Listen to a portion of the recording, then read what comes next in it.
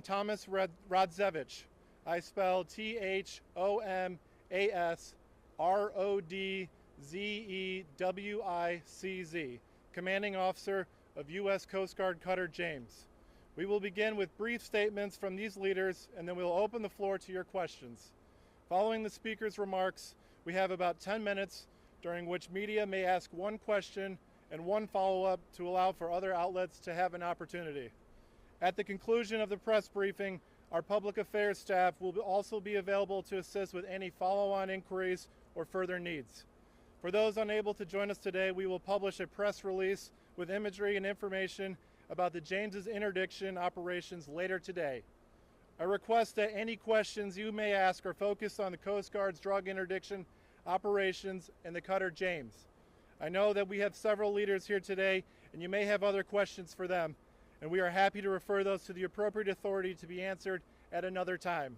But we invited you here today for the James offload. Thank you, and it is now my pleasure to introduce the U.S. Attorney General, the Honorable Pam Bondi. Thank you. Gentlemen, thank you. Kash, thank you. Director Patel, and I've got Acting U.S. Attorney Greg Kehoe, Middle District of Florida behind me. Thank you all for being here today. Today's operation is an example of the unprecedented collaboration between the military and the Department of Justice components, working closely with the U.S. Coast Guard. And look at all these great men and women in the Coast Guard. Thank you so much for your dedication. This is a textbook example of the Justice Department supporting the fight against violent crime. These drugs are worth over $500 million, almost 45,000 pounds of cocaine, pure cocaine, uncut, and 3,800 pounds of marijuana. Congratulations again to the Coast Guard. You have done incredible work, Admiral, and your team, Captain, in securing these drugs. This team, with all the agencies I just mentioned, used drones, aircraft, and ships to interdict the traffickers off the coast of Peru, Ecuador, and the Galapagos Islands. What they did saved countless American lives, countless lives. This cocaine would have been distributed throughout our country and perhaps throughout our world. 11 separate prosecutions will take place as a result of this, and they will be prosecuted in the Middle District of Florida. These defendants will be held accountable for bringing this poison into our country.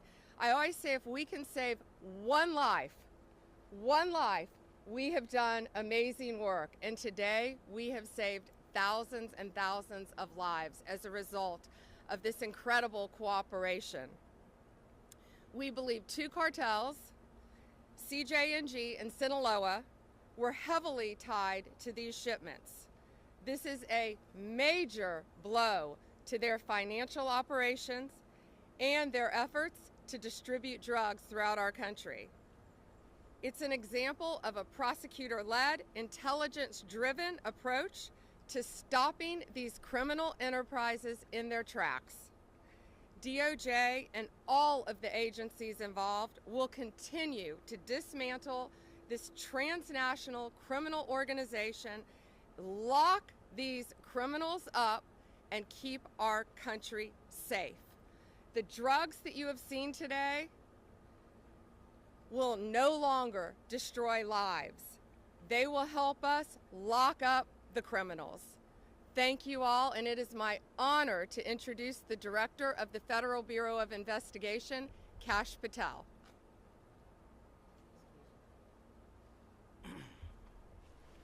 Thank you all for being here. General Bondi, we're here today because of your dedicated leadership to safeguard American lives, because you had the courage to follow President Trump's courage to put our children first and to make sure that the narco traffickers, and make no mistake, this administration has labeled them foreign terrorist organizations because that's what they are. There is no lethal force on planet Earth that is responsible for an overdose death of an American citizen every 7 minutes, more so than these federal terrorist organizations, foreign terrorist organizations. We are humbled to be a part of this Department of Justice, and we are going to continue to safeguard our streets. This is what it looks like when the United States whole of government approach brings every resource to bear, from the Department of Defense and the United States Coast Guard, from HSI, from FBI, from DEA, and so many others. They are going to get all the drugs off the streets, off the markets, and as Attorney General Bondi said, we are going to lock them up. They are no longer going to be free to roam. We are going to dismantle the next man up theory that has been breeding in these Mexican cartels for generations. No more. We are here today because of your brave work. The men and women of the FBI that I lead, I'm humbled and honored to be here in South Florida, where I spent so much of my career before I moved to Washington, D.C. And looking around, I'm awe-inspired by the fact that when you take the rules and regulations that blockaded these brave men and women of law enforcement, military, and you unshackle them, then you should look at this seizure and you should see how much it multiplies and see how many children and how many young adults and how many adults' lives that we have just saved. They did it. We're fortunate to be their leaders. We're humbled to be here. And you will see this happen across the country, because this is not a one-off for General Bondi. She has made this a mission priority, and the FBI will follow in every corner of this country and every square centimeter of this planet to eradicate the narco traffickers and the foreign terrorist organizations that are killing American citizens. They will be held accountable. We will take preventive measures, and we will scour the ends of the earth to find every single one of them. Thank you so much for being here today.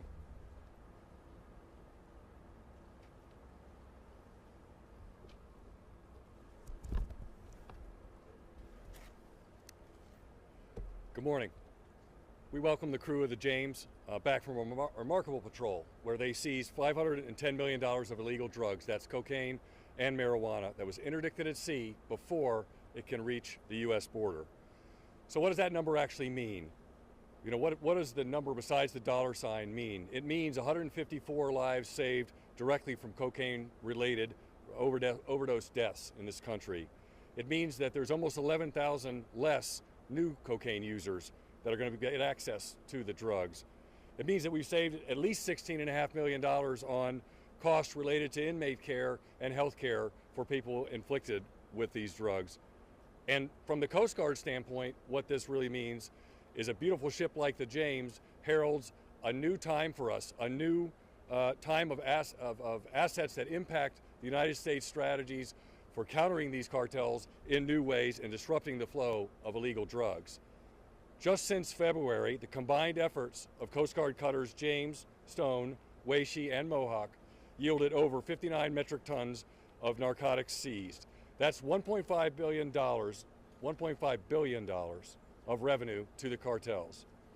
This success is a team success made possible through the dedication and coordination of our partners in DHS, DOD, and DOJ. Every day, the Coast Guard controls, secures, and defends the border and maritime approaches of this country, proudly serving as part of DHS at all times and as a military service and part of the armed forces.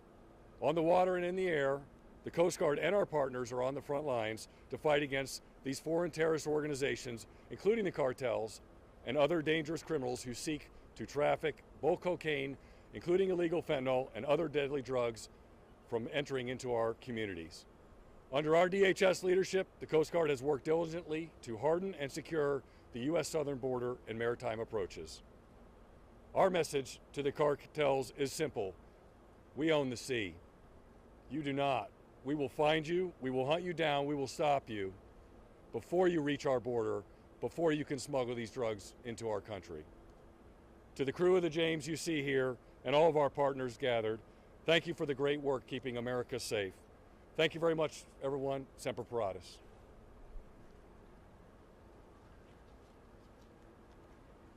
Good morning, ladies and gentlemen. It's a privilege to be here today representing Admiral Alvin Halsey in U.S. Southern Command. And first, I just want to say thank you. Attorney General Bondi, Director Patel, Admiral Moore, Captain Rodzovich, my apologies, and to the crew of the James, the brave men and women of the crew of the James. It's a real privilege to stand with you today. You know, the most fundamental duty of a DoD organization like U.S. Southern Command is to defend the United States against threats and defend her people, defend her Constitution. But this is a threat that by law, policy, design, DoD can't get after alone. It takes a team, and it's a privilege to be part of this team. You've heard the facts of what these amazing men and women have done, what the organizations that these amazing leaders have accomplished, but I just want to say thanks. You know, there is it is amazing to watch in action the machine that is our government interagency getting after this problem set. I think it starts and ends with the Department of Justice.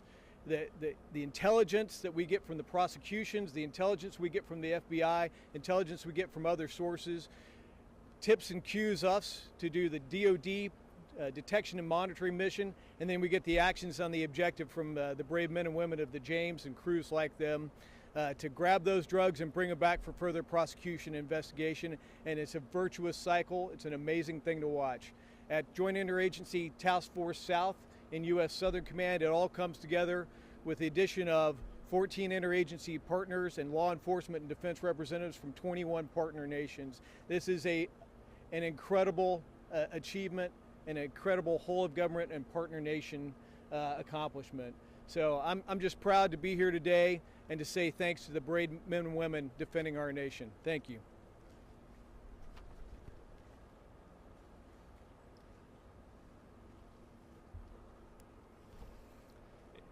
It's with great pride I stand before you today reflecting on the tremendous accomplishments of Coast Guard Cutter James and the crew. What you see today is a result of the crew executing an unprecedented pace at sea of interdictions. In only 56 days in theater, James interdicted 11 drug smuggling vessels, seizing over 22 metric tons of cocaine and marijuana, and apprehending 34 narco traffickers. In all my years working in this vital mission, I've never witnessed such substantial results in such a short amount of time. What is not on display, though, is the incredibly challenging work done by our crew that went into these interdictions. We patrolled an area the size of the continental United States, finding the narco-terrorists' tiny, drug-laden vessels across the vast waters of the Eastern Pacific is equivalent to finding the proverbial needle in a haystack. But the crew of the James showed narco-terrorists that we will find them. We show them that they are no match for the professional competence, technical expertise, and operational prowess of the James crew. We sent a message loud and clear that we can and that we will continue to stop them bringing harm and devastation to our border. Or as my ops boss would like to say, you can run, but you can't hide. Alongside our permanent party crew members, it's important to mention those who deployed with us, our law enforcement detachment, pilots and air crew, intelligence professionals, and the operators of our unmanned aircraft systems. Together, we are James, a team of teams. This team of tirelessly dedicated professionals traded time with family and friends to carry out our vital mission, stopping the flow of illegal drugs, cutting off profits that fueled deadly fentanyl trade, and ultimately protecting American communities and families from unimaginable heartbreak. This crew represents the best of the best, and I'm incredibly proud to serve with all of the dedicated professionals that deployed on James this patrol. Thank you for your time.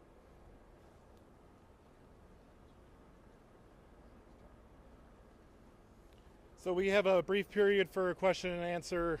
Before we open up the question and answer, I'll ask that you raise your hand and then we'll call on you. Please state which speaker your question is for, what your name is, and which media outlet you're from. And again, as a reminder, we invited you here for the contraband offload, so please keep the questions on topic related to the interdictions of maritime interdictions of contraband at sea. So with that, I'll ask a first question over here. Yes, sir.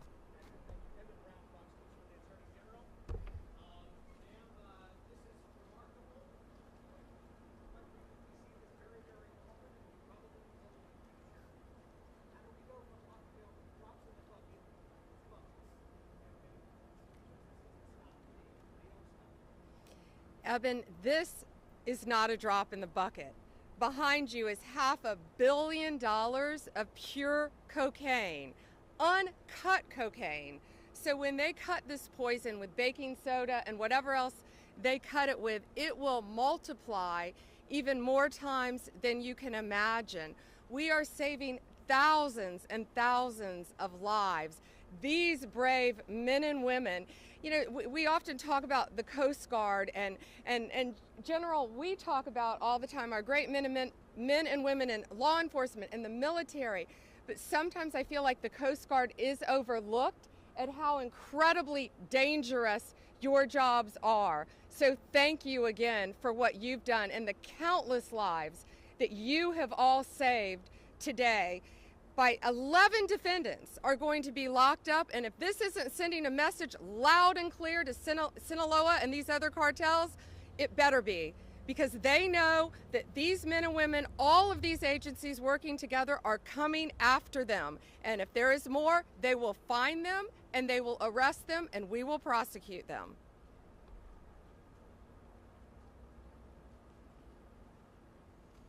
Thank you. Next question. It's in the middle right here.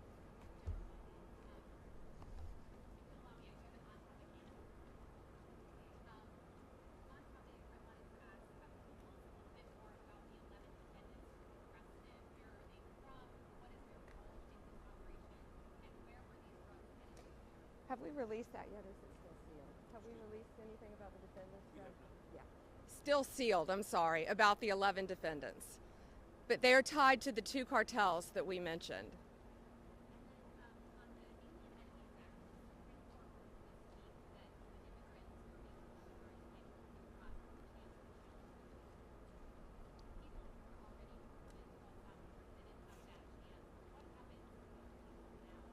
Yeah, well, the 261 that were on that, first of all, we're going to stay on topic from here on, but we are talking about the cartels. We're talking about foreign enemies, so I'll gladly answer that.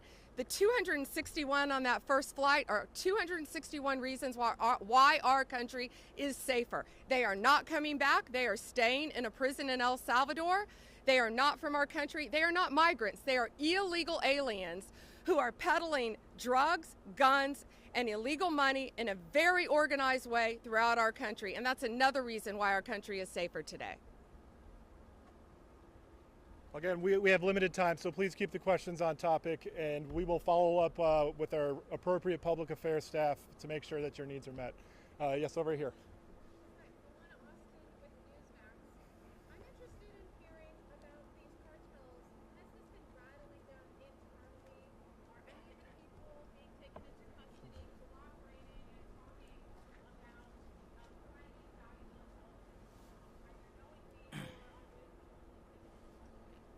As the team mentioned, it is changing the dynamic. The threat dynamic is changing, and you're seeing it here because it's a collaboration of law enforcement and military intelligence sharing along with the intelligence community that leads to these types of seizures. And as the General and the Admiral mentioned, in such speed that they have not seen in their careers. So it is more than rattling them. And it's not just this mission that the Department of Justice is leading here. This is one big example that we want to showcase the work of a team-led interagency process. And that's what it is. No one is taking credit for it. Everyone is putting the mission first. And the people that are hearing that message the loudest are the cartels and the CJNG and Sinaloa cartels and the others down in the south of the border. But as these brave men and women have mentioned, there is no border that they will not defend. Every border is an operational offensive thanks to this interagency process and the brave folks of JIAF South and Southern Command. All right, we have time for one more question. Yes, over here.